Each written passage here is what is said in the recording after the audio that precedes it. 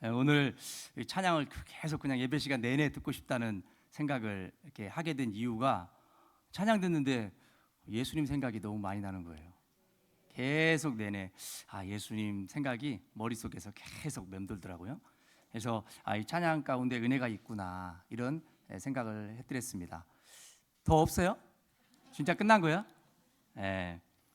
우리 오늘 처음 제가 단에 올라올 때도 다른 교회 온 줄 알았어요. 너무 교회 온 줄 알고 내가 오늘 교회 제대로 왔나? 다 일어나가지고 찬양 부르시고 하는 모습이 왠지 낯설다. 우리 교회 아닌 것 같다. 이런 생각을 했는데 그래도 다 일어나셔서 찬양하시는 거 보니까 얼굴들을 확인해 보니까 우리 교회는 맞아요. 그래서 우리 찬양단도 그렇고 오늘 찬양대도 그렇고 오늘 부활하신 날 정말 주님을 기쁘시게 하는 우리 마음까지도 기쁘시게 하는 그런 찬양을 올려주셔서 너무나 감사하고 또 하나님이 또 이 찬양들을 얼마나 기쁘시게 받으셨을까 하는 생각에 제 마음이 너무나 흡족하고 좋습니다. 우리 찬양을 받으신 하나님과 그리고 모든 찬양을 올려드린 찬양단 그리고 찬양대 우리 모든 영광 하나님께 돌리면서 힘찬 박수 한번 하시겠습니다.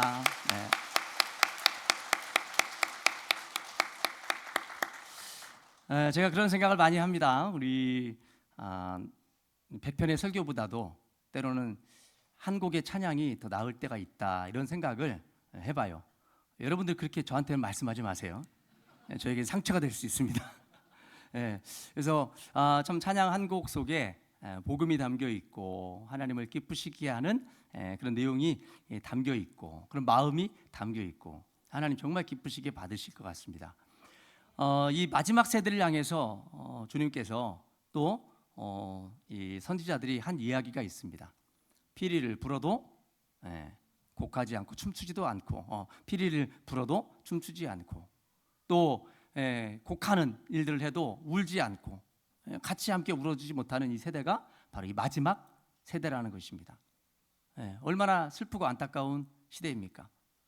찬양을 이렇게 은혜로운 찬양을 드리는데도 내 마음에 감동이 일어나지 않고 내 마음에 기쁨이 함께하지 못하고 그리고 주님의 갈보리를 들을 때에 주님의 십자가가 생각나지 않고 있다고 하면 우리가 바로 그 마지막 세대에 사는 그 어느 누군가가 될지도 모르겠다는 생각을 해봅니다.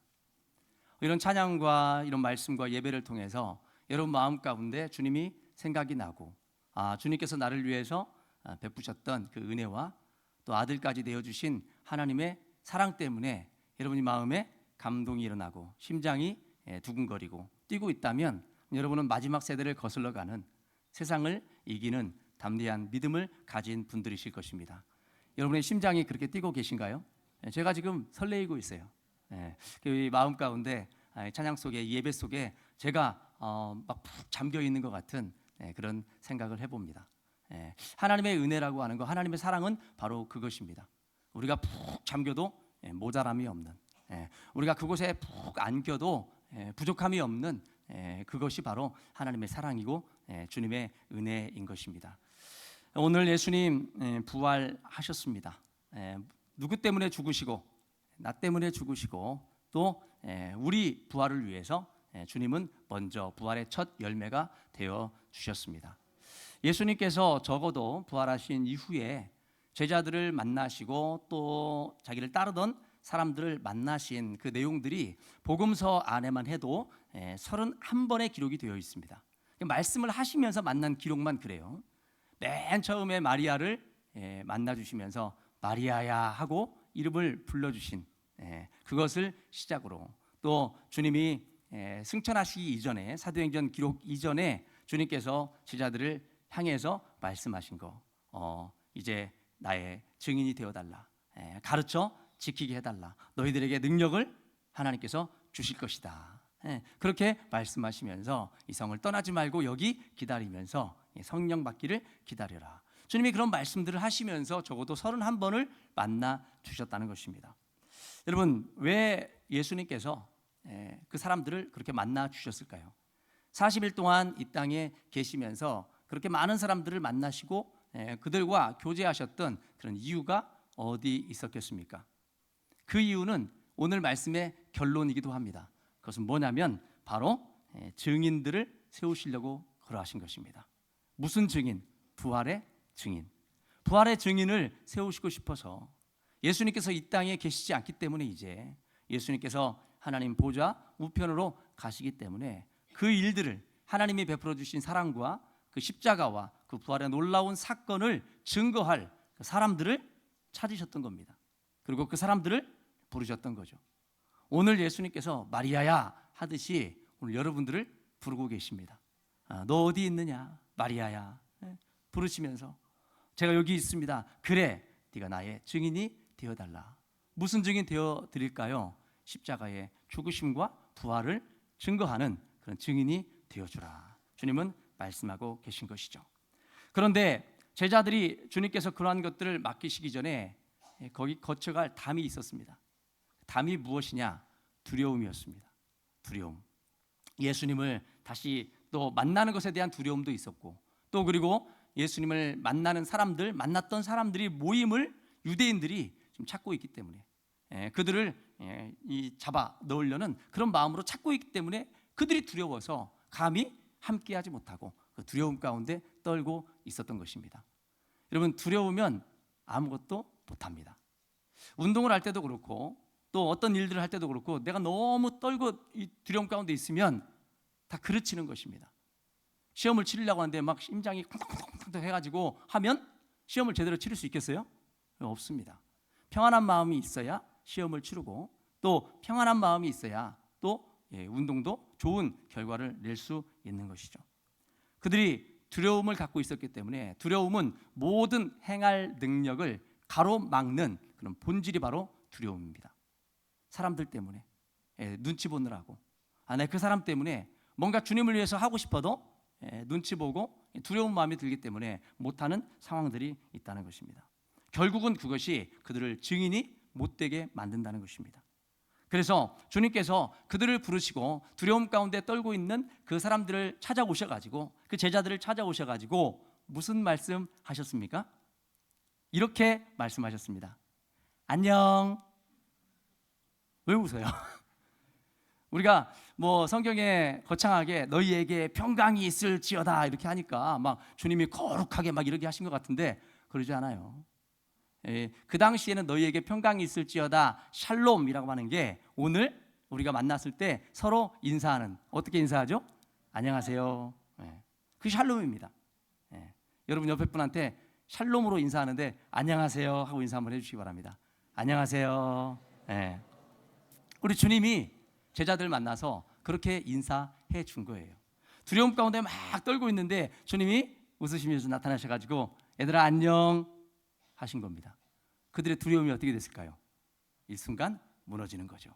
주님을 만나는 것에 대한 두려움, 주님이 우리를 어떻게 생각하실까? 우리 다 주님 버리고 떠나버렸는데, 주님을 다 외면해 버렸는데 주님이 나를 만나실 때 어떤 표정을 지으실까? 막 노하시면서 이러시면 어떡할까? 사실 그들은 유대인들을 두려워하는 것이 아니라 마리아를 통해서 들었던 예수님이 부활하셨다고 하는데 그분이 만나러 오실 때 우리가 과연 어떤 표정과 어떤 마음으로 그분 앞에 서야 될까 하는 두려움이 있었던 것입니다. 그때 주님이 찾아오셔서 하신 첫 번째 말씀이 안녕이라고 인사한 것입니다. 여러분, 그럴 때 제자들이 뻥한 거죠. 갑자기 생뚱맞게 나타나셔가지고 안녕. 그러니까 예수님 맞나? 예수님 아닌 거 아니야? 예수님 그걸 딱 간파하시고는 얼른 손 보여주시고 또 옆구리 보여주시면서 내다 말씀을 하셨습니다. 그제서야 제자들이 주님을 보고 기뻐하면서 주님을 함께 맞이하면서 교제를 나누시죠. 그러면서 주님께서 다시 한번 말씀하십니다. 너희에게 무엇이 있을지어다? 평강이 있을지어다. 너희에게 있는 두려움이 다 사라지기를 원한다. 너희들 나 두려워하지 마라. 나 너희 그 잘못 다 잊었어. 진작에 다 잊었어. 자식을 키울 때도 그렇습니다. 자식은 부모의 눈치를 살피기도 하고 요즘은 또 거꾸로죠. 부모가 자식 눈치 보는 그런 세대를 지금 살고 있습니다. 근데 자식이 뭔가를 잘못했을 때 부모 눈치를 보는 거예요. 부모님이 뭐라고 할까? 어떤 말로 나를 훈계하실까? 막 다그칠까? 그런데 웬걸 찾아와가지고 안녕 까꿍 이쁘니 이렇게 불러주면 그 눈 녹듯이 다 녹는 것입니다. 그러니까 주님께서 다시 한번 안녕 나야 너희들 긴장 풀어라 말씀을 하신 겁니다. 그러면서 내가 너희들을 왜 만나주느냐, 왜 만나러 왔느냐, 아버지께서 나를 보내신 것 같이 나도 너희를 보내기 위해서 왔다. 그 보내기 위해서 왔다고 하는 그 보내는 대상들이 누구예요? 증인이라는 것입니다. 증인. 아버지께서 나를 보내셨을 때 예수님은 무엇의 증인으로 오셨느냐? 하나님의 사랑의 증인으로 이 땅에 오신 것입니다. 그리고 제자들을 보내시면서 제자들 나도 너희를 보내는데 너희가 하나님의 사랑의 증인이 되어달라. 그 사랑의 그 결정체가 바로 예수 그리스도의 십자가의 죽으심과 부활입니다. 그것을 전해달라는 것입니다. 나도 너희를 보낸다. 그런데 그들에게 걸림돌이 하나 있습니다. 그들은 어부 출신들이고 다 그런 출신들이에요. 그래서 말씀은 알고는 있지만 뭐를 못하고 있느냐? 깨닫지는 못하고 있었습니다. 우리가 말씀을 보고 문자적으로 아는 것과 그것을 깊이 깨닫는 건 다른 문제죠. 그래서 그들을 깨닫게 하시기 위해서 예수님께서 엠마오로 내려가는 두 제자를 만나주시고 그들에게 샘플을 보여주셨는데 어떤 샘플을 보여주셨느냐? 말씀을 다 해석해 주셨습니다. 모세의 율법부터 시작해서 선지자의 글들 그리고 시편에 있는 자기에 관한 말씀들을 다 풀어서 설명을 해 주셨습니다. 그러자 그들이 가던 길을 뒤로하고 다시 예루살렘을 향해서 가게 된 것이죠. 여러분, 예수님이 우리를 보내실 때 그냥 보내지 않으십니다. 검 하나씩을 다 들려서 보내셔요. 그게 무슨 검이죠? 말씀의 검입니다. 여러분 말씀의 검 다 갖고 있죠? 근데 깨달음이 있어요? 너희가 그것을 읽을 때 깨닫느냐? 깨닫는 문제는 다릅니다. 그래서 주님께서 또 하나 선물을 우리에게 더하셨는데 그게 22절 말씀에 나와 있습니다. 이 말씀을 하시고 그들을 향하사 숨을 내쉬며 이르시되 뭘 받으라? 성령을 받으라. 여러분 왜 성령을 받아야 되느냐? 말씀은 있고 성경책은 많이 있지만 왜 성령을 받아야 되느냐? 저도 지금 30만 원짜리 성경책 하나 지금 사놓고 좀 기다리고 있습니다. 그 30만 원짜리 글들이 다르지 않겠죠. 근데 뭔가 새로운 게 있을까? 그리고 엊그저께 15만 5천 원짜리 성경을 선물로 받았어요. 우리 교인은 아니에요. 우리 교인이었으면 제가 더 감동이 됐을 건데 목사님 목회 열심히 하시라고 선물 드리고 싶다고 하면서 그 책을 성경책을 선물로 저에게 주셨습니다. 여러분 그런데 그런 성경을 아무리 많이 가지고 있다고 해서 깨닫는 문제는 다른 것입니다. 많이 읽는다고 해서 많이 내용을 알고 있다고 해서 깨닫는 것과는 다른 거예요. 그런데 그 깨달음을 도와주시는 분이 누구일까요? 성령님이십니다. 그래서 예수님께서 요한복음 14장 이후에 16장까지 뭘 약속하셨느냐? 보혜사 성령님을 약속하셨습니다. 그 성령님이 우리 안에서 행하는 일들이 무엇이냐? 보혜사 곧 내가 너희에게 보낼 그 성령께서 내가 너희에게 말한 모든 것들을 뭐하게 하리라? 생각나게 하리라. 생각나게 해주신다는 거예요. 여러분 생각이 나야 뭘 할 수 있느냐? 증거할 수 있습니다. 그렇죠? 깨닫고 깨달은 바를 증거할 수 있는 거예요. 여러분 제가 솔직한 고백을 하나 해도 될까요? 솔직한 고백이 뭐냐면 말씀을 때로는요 못 깨닫고 안 깨달았는데도 깨달은 것처럼 전할 때도 있습니다. 이해가 돼요? 내가 정확히 이것을 알고 이 내용이 어떠하다는 것을 알고 전해야 되는데 그러지 않고 전할 때도 있어요. 그런데도 은혜를 받는 거 보면 그것도 희한합니다. 아마 은혜 받는 사람이 좀 뭔가 이상한 분들이에요. 그럴 때도 있다는 거예요. 예수님께서 그런 것들을 다 아시죠. 그러면서 내가 너희에게 말한 모든 것들을 그분이 생각나게 해주실 것이다. 그래서 성령님은 뭐 하시는 분이라고 이야기하면 조명하시는 분이시다. 조명집 하시는 우리 선원군 장로님, 예수님의 그 일을 하고 계시는 성령님의 일을 하고 계시는 거예요. 조명이 무슨 역할을 하죠? 어두운 곳을 비춰주는 역할을 하잖아요. 있는데 이게 뭔지를 모르고 사용을 못할 때 빛을 비춰주면 사용할 수 있고 있는 걸 알 수 있게 되는 거죠. 성령님이 그렇게 해주시겠다는 거예요. 여러분 수도 없이 지금 많은 날들을 하나님 말씀을 여러분 다 들었습니다. 다 듣고 여러분이 모르는 게 아니에요. 그런데 뭐 하지 않을 뿐이죠? 생각나지 않을 뿐이에요. 시험 볼 때 다 아는 것 같은데 뭐 때문에 못하죠? 생각이 안 나니까. 성령께서 생각나게 해주신다는 거예요. 그래서 예수님께서 그런 말씀하셨죠. 너희들 갈 때 뭘 말할지 미리부터 다 계획하고 가지 마라. 내가 그때 너희가 할 말들을 뭐하게 해주겠다? 생각나게 해주겠다. 그 생각나게 해주시는 분이 누굽니까? 성령 하나님, 성령님이시라는 겁니다. 그래서 예수님께서 두려움에 떨고 있는 그 제자들을 만나서 이름을 불러주시고 평강이 있을지어다 말씀하시고, 그리고 내가 너희에게 성령을 보내주겠다 말씀하고 계시는 겁니다. 자, 그런데 성령을 받으려면 여러분 한 가지 해야 될 일이 있습니다. 전제 조건이 있어요. 그 전제 조건이 무엇이냐? 바로 23절입니다. 23절 말씀 같이 한번 읽어보겠습니다. 시작. 너희가 누구의 죄든지 사하면 사하여 질 것이요 누구의 죄든지 그대로 두면 그대로 있으리라 하시니라. 아멘. 아멘. 이 말씀을 들으면서 베드로는 한 가지 사건을 떠올렸을 것입니다. 어떤 사건이냐? 변화산에서의 사건입니다. 변화산에서 무슨 사건이 있었느냐? 예수님께서 내가 너에게 천국 열쇠를 주겠다. 그때 천국 열쇠를 받을 때 도대체 베드로가 무슨 말씀을 했길래 예수님께서 천국 열쇠를 약속하셨느냐? 주는 그리스도시요 살아계신 하나님의 아들이십니다. 이 고백을 한 거예요. 놀라운 고백이죠. 예수님을 흡족하게 만드는 놀라운 믿음의 고백이었습니다. 그때 예수님께서 그래, 내가 네 고백 위에 교회를 세우마. 근데 네가 교회를 세웠을 때, 교회가 만들어졌을 때 교회는 완전한 공동체가 아니다는 것입니다. 교회가 완전한 곳이 아니다는 거예요. 여러분 죄송하지만 우리 교회도 완전한 곳이 아닙니다. 뭐가 있느냐? 다툼도 있고 시기도 있고 오기도 있고 교만도 있고 이 모든 것들이 다 있는 거예요. 그 어디 있어요? 옆에 사람한테 있어요? 아니에요. 바로 내 안에 있습니다. 내 안에 있는 거예요. 그래서 주님께서 베드로에게 천국 열쇠를 딱 주시면서 네가 땅에서 뭐든지 매면 매일 것이다.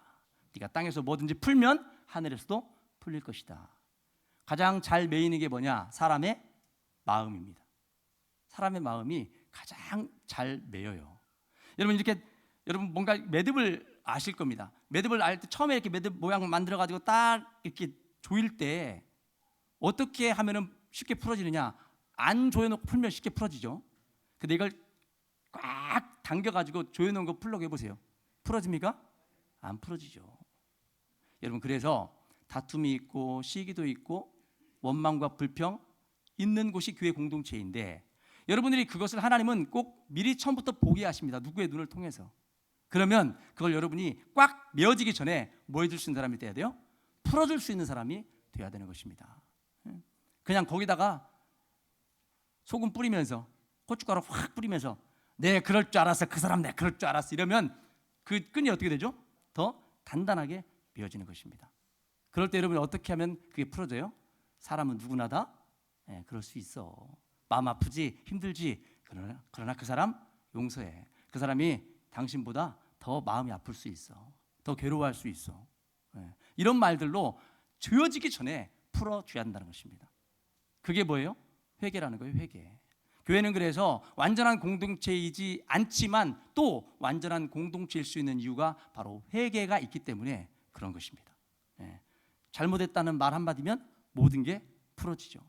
저도 막 집사람이 저를 막 속을 막 뒤집어 놓고 막 딱 하면요 막 부글부글 막 할 때 집사람이 저한테 목사님 잘못했어요. 용서해 주세요. 이러면 마음이 눈 녹듯이 다 풀어지면서 내가 너의 죄를 사하노라. 가정에 평화가 옵니다. 가정에 천국이 임합니다. 여러분 그 용서해달라고 하는 그 한마디 알아서 들으세요. 그 반대일 경우도 있으니까. 내가 잘못했다고 하는 그 말 한마디가 꽉 쥐어질 것 같은 그 끈을 뭐하게 만들어요? 느슨하게 풀어지게 만드는 것입니다. 그게 교회 안에서 나타나야 될 천국의 모습이에요. 그 천국의 열쇠를 베드로에게 주셨다는 것입니다. 이 시간 여러분에게도 주셨습니다. 그래서 네가 풀라는 거예요. 그러면 하늘에서도 풀릴 것이다. 네가 딱 묶어버리면 하늘에서도 묶어져 버린다. 주님은 말씀하셨습니다. 우리가 성령을 못 받는 이유 바로 그것입니다. 내가 뭐하지 않기 때문에, 회개하지 않기 때문에. 꽉 묶어놔 버렸기 때문에 성령 못 받는 거예요. 여러분, 성령 못 받으면 뭘 못하죠? 여러분이 증인 될 수가 없는 것입니다. 그래서 예수님께서 사도행전 1장 8절에 그 말씀을 주시면서 권능을 받고 너희가 내 증인이 될 것이다 말씀하시면서 너희들 기도하면서 이곳에서 기다려라. 그들이 기도에 무슨 기도를 했겠습니까? 성령 주세요, 성령 주세요. 물론 이런 기도도 했을 수 있습니다. 그러나 아마 그들이 그 기다림의 시간 동안 무엇을 기도했느냐? 자기들의 죄를 철저히 주님 앞에 내어 놓았을 것입니다. 그때 사도행전 2장에 강한 성령의 역사가 나타나게 된 것입니다. 그 이후로 그들이 어떻게 변했어요? 증인으로 바꾼 것입니다. 변화된 것입니다. 여러분, 주님은 오늘 여러분들에게 그 부탁을 하고 계시는 거예요. 내가 증인되기 위해서 해야 될 첫 번째가, 그래서 제가 지난 고난주간에 여러분에게 숙제를 내줬을 때 한 사람이라도 뭐 해주라? 용서. 그냥 들은 줄 알았더니 다 정신 차리고 듣고 계셨네. 네. 우리 여기 거쳐가신 여러 부흥 강사님 비롯해서 뭐죠? 헌신 예배 인도하시는 분이 하나같이 우리 교회에 대한 이야기를 할 때 이걸 이야기했습니다. 교회에 좋은 사람이 없다. 네. 좋은 사람이 없다는 거예요. 네. 다른 교회는 좋나 봐요. 네. 그래서 우리 교회 특징이 좋은 사람이 없는. 그래서 제가 방금도 들어보니까 이게 말씀이 잘 들어가고 있구나 이런 생각을 해봅니다. 여러분, 용서하라는 게 그 이유였습니다. 여러분이 능력받고 증인되고 권능을 행하고 하려면 그 첫 번째 과정이 누군가를 뭐 해주는 거? 용서해 주는 것입니다. 예. 용서를 받기도 쉽지 않아요. 내가 누군가 용서를 받기도 쉽지 않은데 더 힘든 것은 나를 용서해달라고 말하는 그 말 한마디 하는 게 그렇게 어려워서 그것이 고난의 주간에 우리의 고난이 되더라는 것이죠. 여러분, 우리 교회를 하나님께서 천국 열쇠를 주셔서 천국 문이 열리는 그런 교회로 사용하기를 원하십니다. 예. 그러나 그것이 되려면 여러분 안에 묶여졌던 막힌 담이 헐어지고, 그리고 누군가를 용서해주는 마음을 품을 때 여러분 그 안에 누가 찾아오셔서, 성령께서 찾아오셔서 여러분이 수없이 들었던 그 말씀들을 생각나게 해주시고, 생각남으로 인해서 다른 누군가에게 전할 수 있는 증인으로 삼아 주실 것입니다. 이 한 주간뿐만 아니고 고난 주간뿐만 아니고 앞으로도 여러분 삶을 살아가실 때에 여러분 안에 천국이 이루어지려면 다른 누군가를 뭐 해주면서, 용서해주면서, 그리고 받아들여주면서, 품어주면서 그렇게 하루하루 살아가시면서 부활의 참된 증인으로, 그리고 부활의 기쁨을 누리시면서 살아가시는 이 자리에 오신 여러분 모두가 될 수 있기를 간절히 바랍니다. 기도하겠습니다.